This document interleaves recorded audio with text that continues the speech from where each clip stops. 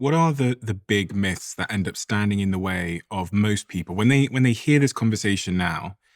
What are the most frequent rebuttals that you'll get when you say that someone can get in shape and be lean with limited time?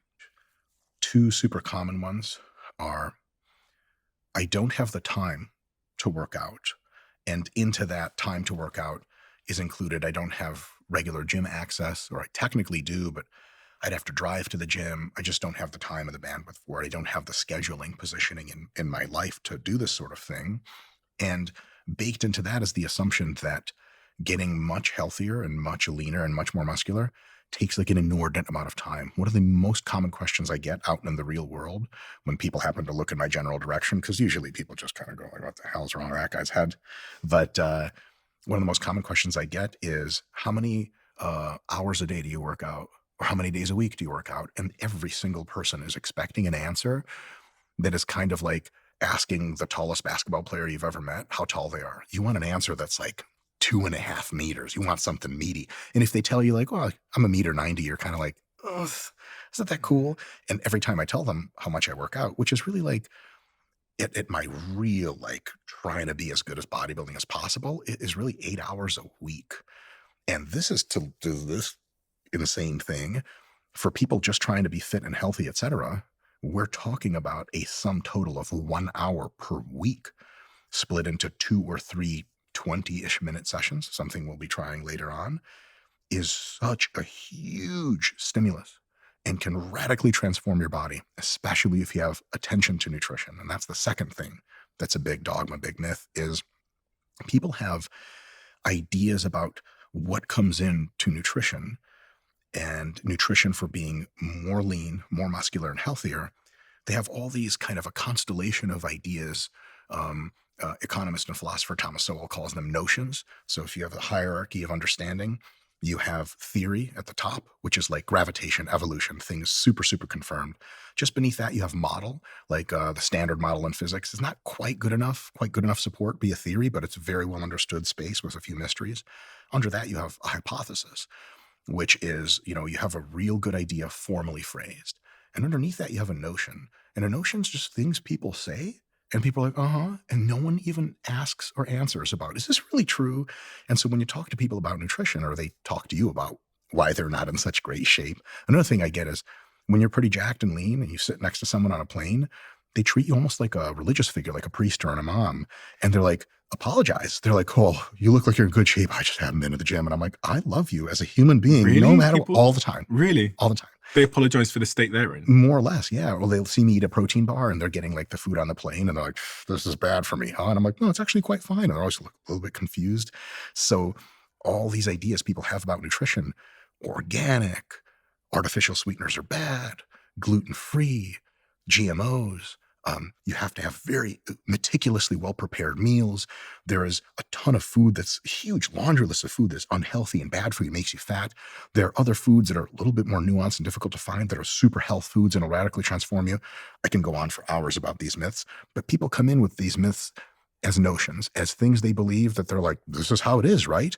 And when you tell them like, actually, that's not true, a lot of them are like, no way, because maybe that's the first time they've heard about it. So you tell people working out doesn't have to last forever.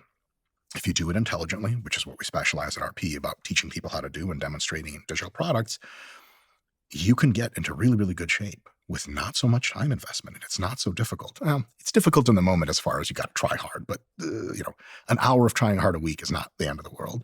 And then on a nutritional front, they come in and they think it takes all these crazy special things. Like people will watch me eat regular food and they'll be like, you eat that?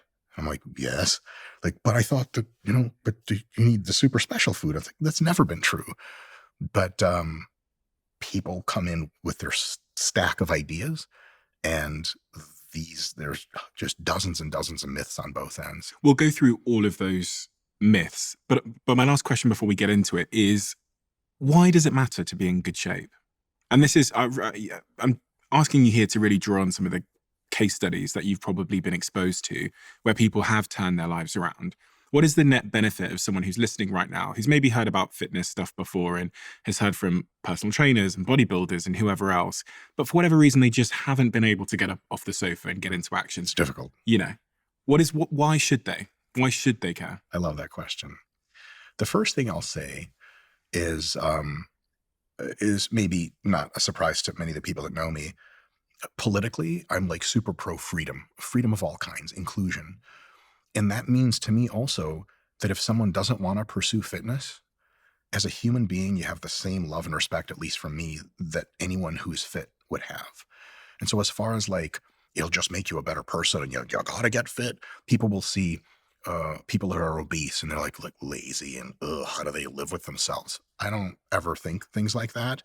Not because I'm a good person. I'm not a good person at all. But what fitness won't give you is it won't elevate your status as a better person in some way. However, the other benefits of fitness, we could have a 10-hour podcast where I just go through them one at a time, and we would never get through all of them. I'll give you a couple of samplings of kind of the big hitters. One is health, straight up. So if you reduce your body fat substantially and you increase your muscularity substantially, and you adopt a lifestyle of moderate to moderately high physical activity quite regularly, this is about as close in real life as we have so far to a panacea, a cure-all. It isn't cure-all, but the degree of preventative, you won't get really sick very soon, effect that has is just radical. I, just coming off of them, but if it's okay to say, it was recently on like a boatload of steroids, like the worst ones. Got blood work right in the middle of that. Because I was very lean and very physically active and very muscular, my blood work's stellar. Just being leaner and more muscular and more active just cleans your blood work up like crazy and makes your long-term, it increases your longevity considerably, but it does something I think is pretty close to equally important. It increases the kind of time you're having in your life while you're alive. It makes it way better. It reduces the morbidity. And so, because you can be around a long time living in an assisted care facility and like on machines to keep you, you're alive, sure, but there's something missing there. But if you have more muscle, less fat, and more physical activity, you ever see like an 80-year-old that's like cardio walking down the street and you're like, my man, it'll give you that. So that's a big deal. So health, it'll give you, usually people experience a perception of wellness that's psychological. They just feel better. They feel cleaner. They feel more energy. The cognitive benefits of health and fitness are now being addressed seriously in the literature, and they have been for a little while, but it's kind of swelling. Is unequivocally true now to say that regularly engaging in fitness makes you literally smarter, just straight up. And it conserves your brain's cognitive health for decades into the future as you do it consistently. It's just win all the way across. What is your background in terms of your academic qualifications and experiences that you've had that feed into everything that you know? This sounds so pretentious. I can't believe I'm using this nomenclature, but I did my undergraduate work at the University of Michigan, where I met my fellow co-founder of RP, Nick Shaw. And that was in kinesiology, specifically a subset of something called movement science. I then went on to do a master's in technically strength and conditioning, but exercise science at Appalachian State University. Then I went for 1 year to go work in New York City with Nick as a personal trainer. At the end of that process, I realized that for my own personal like vibe, I just didn't know enough and I wanted to know more. And so I got accepted to a PhD program at East Tennessee State University under the great Mike Stone, who is probably one of the most well-published sports scientists of all time, definitely in the conversation for the greatest American sports scientist of all time. And I went to that PhD program, and that was in sport physiology. And the best way we had of summarizing what it is we were learning is the thing we're learning best here is how to take good athletes and make them better. And so I did 3 years of that. It sounds like it's like a prison time. I did 3 years in ETSU, and that was the conclusion. I was a terminal degree. I got a PhD in sport physiology. And then I spent, 10 years in various professorships, teaching and doing some research and all this other stuff. I'm no longer a college professor, mostly because there's only so many things you can do at the same time. Well, and it was kind of like, this YouTube thing is getting kind of insane. So it's time to pivot to that. But I'm still actively involved in research. Our company funds research. I still look at manuscripts. I still co-author. So I'm still involved in that capacity as well. So I want to start with a start. If someone's listening to this right now and they have walked into this is your practice, this is your hypertrophy practice, let's say, this table, and they sit there and they say, I would like to gain more lean muscle mass and I'd like to lose some weight. I live a busy life. Where do we start? What's step one? And I'm actually going to hazard a guess at step one and to see if I'm correct. But for me, step one is quite psychological, because it's all well and good me having the tactics and strategies and the information. But if I don't have the motivation, none of it's going to matter anyway. So is step one psychological in some way? Absolutely. My God, you should just be taking my job at this point. No, but okay, I thought so. I thought that was. So what would you do for me to get me in the right psychological mindset? I would even take a step back before that. Okay. The first thing we do is called a needs analysis in formal sports science. A needs analysis is, what do you want specifically? Do you want bigger arms? How much muscle are you trying to gain? It's a very different conversation if someone weighs 150 pounds and they're like, I want to be 155 but leaner, versus I weigh 150 pounds and I want to be 200 ripped. Different timelines, different approaches, different trade-offs. Okay, give me the typical answer to that question. Most people just open-ended, to be completely honest. They're Really? like, I just want to get much leaner. And some of them will say, I also want to put on a lot of muscle. The muscle thing is a lot of times with females, they just want the leaner part, but they understand in many cases that if they just jettison their muscle entirely, they end up looking more sick than healthy. But a lot of the males, leaner is important, but also getting super jacked is important. But how jacked and how lean, that's the conversation. Is if they come in with totally open-ended concerns, it's kind of like walking into a car dealership and being like, I want a car. Like, you're going to have to be a little, now we'll sell you whatever. But you're going to have to tell me a little bit more about what your use cases are, about what your budget is. So that's another big thing in a needs analysis is, how much time can you give to this? Because if someone says, I want to eventually be a professional bodybuilder and I've got nothing but time in my week to do the thing, they're getting a very different plan than someone that's like, I just want to be able to see my man down there again and just not die soon. And I have 2 hours a week to give you. Very different plan. So let's say I've got a couple of hours a week. So, 2-3 hours a week that I could probably spare, maybe 4. And I just want to get a bit leaner and I want to gain some muscle. Yeah. I also ask, what have you been doing so far? Tell me about your approach to fitness. And the answer could be, I don't have one. I've never tried to do anything. Once we get a lot of that information, I don't want to say the plan writes itself, but sort of almost. Now we're really, really, really have all the details to fill in the blanks. And then from there, once you've done that sort of needs analysis and you've understood the investment that they're willing to make, you understand what their goals are, you understand their current approach to fitness, what becomes step 2? So if, again, I'm trying to embody the viewer here who's trying to change their life. Yeah. And get going for... Step 2, oftentimes, just to keep it, we definitely do nutrition if you'd like. So please cue me in for that. But I'll just use training as a quick example here. A big one is, do you go to a gym? Can you make it to a gym? Or are you going to be training at home? Because training at home is a bit of a different world. You can get amazing results at home, but we need to make sure you have the right equipment. And it's super minimal. 2 20-pound dumbbells. I like that you're looking over at the dumbbells like... Are those 20 kg dumbbells? They're 20-pound dumbbells. Is that what I need at home? For many people, like adult males, quite spry like yourself, 20-pound dumbbells at home will give you phenomenal overall results. Yeah. What is that, 9 kgs or something? Oh, here we go. Your assistants are quite strong, by the way. Thank you. Do you fight crime in your spare time? Okay, so these are 20-pound dumbbells. You're just showing off now. But these are what I need at home to do a workout.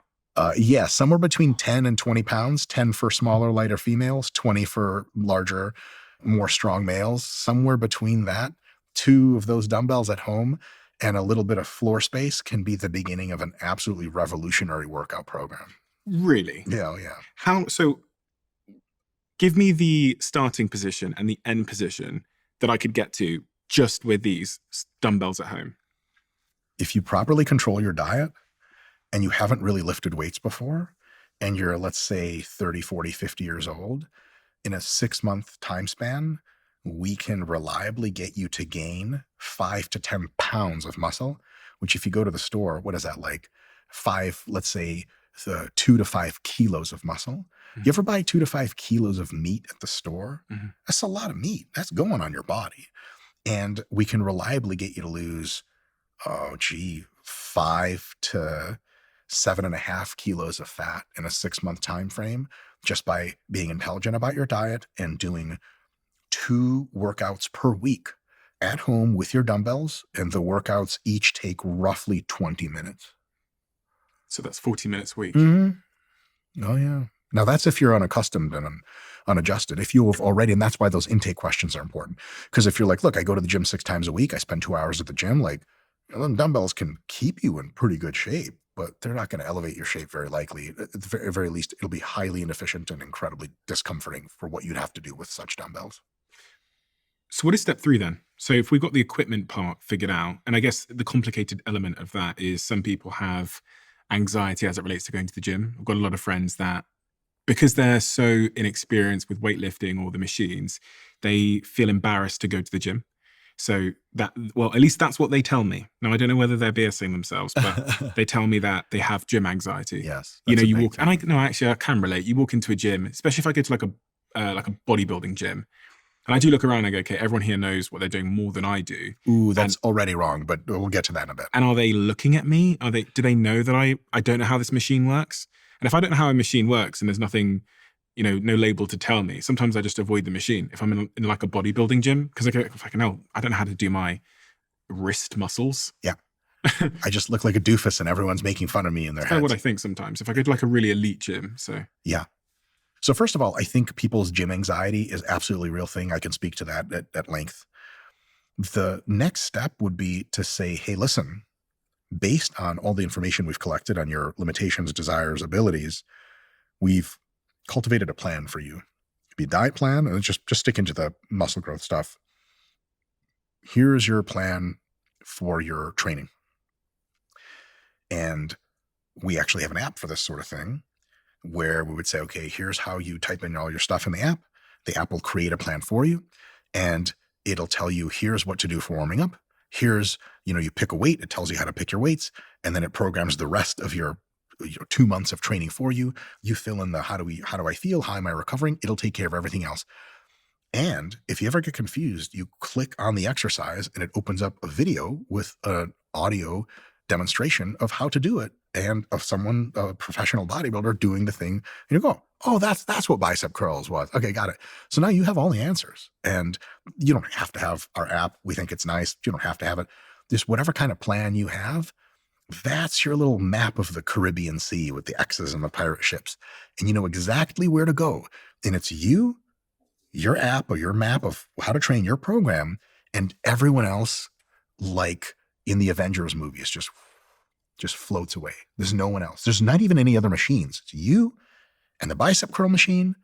And the hypertrophy app says, first set is 12 reps at 50 pounds. I take the select dry stack, I go to 50, and I'm nice and warmed up, and I do 12 reps. And that's as far as you have to think about it. Comparisons, whatever anyone else thinks, without a plan, oh boy, are you second guessing yourself. With a plan, you don't have to second guess anything. Most of those people don't have a plan. They're just in there on vibes. Like, yeah, I feel like my delts are going to grow today if I do this. Like, thanks. Thanks for that intellectual opinion. You said there's 2 types of effective training. One of them's can't say this word. One of them's hypertrophy. Very good. And the other one is periodization. So periodization is the scientifically based organization of any kind of training that you want. Okay. Hypertrophy training is a type of training. It's just muscle growth training. It's like a fancy fucking science word for just getting more jacked, putting on muscle. That's the technical definition of hypertrophy. And when you train for hypertrophy, you can do it kind of like by feel and more or less at random, and you'll get pretty good results in most cases. But to get your best results, you want that training to be periodized. Periodization is the scientific approach to how to organize your training to get sort of roughly 3 things. Some of these are a bit more for athletes and not regular people. get the best results that you can, peak at an appropriate time, abs for summer, and minimize injury risk. And taking all the science that we know, that plan that you've made because you did it in an evidence-based fashion, that is now what is considered a periodized plan. So that's how those two concepts relate to each other. If you love the Diary of a CEO brand and you watch this channel, please do me a huge favor. Become part of the 15% of the viewers on this channel that have hit the subscribe button. It helps us tremendously, and the bigger the channel gets, the bigger the guests.